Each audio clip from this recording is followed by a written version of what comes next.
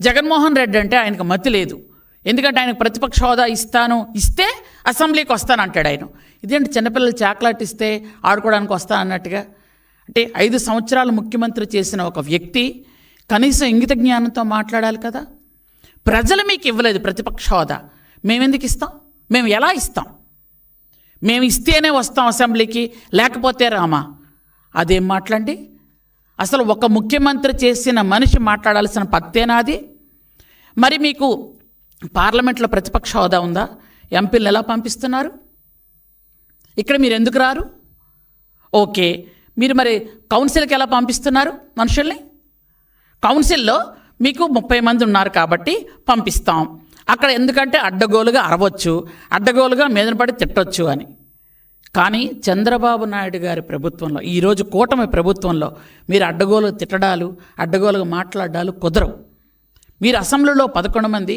Assembly అంటే మా ఉద్దేశంలో అది దేవాలయం. ఆ దేవాలయంలో బూతులు మాట్లాడకూడదు.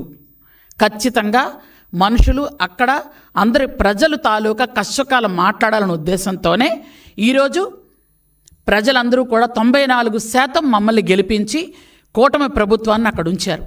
మీరు 11 మంది గెలిచారు. మీకు రావడానికి ధైర్యం లేదు, మాట్లాడడానికి ధైర్యం లేదు. 10 మంది వెనక్కుంటేనే రాగలవు నువ్వు.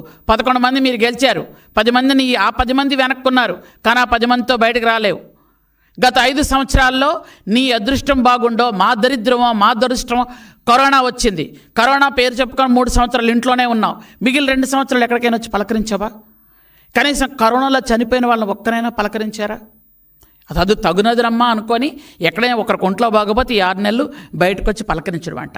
సిగ్గనిపించట్లే మీకు?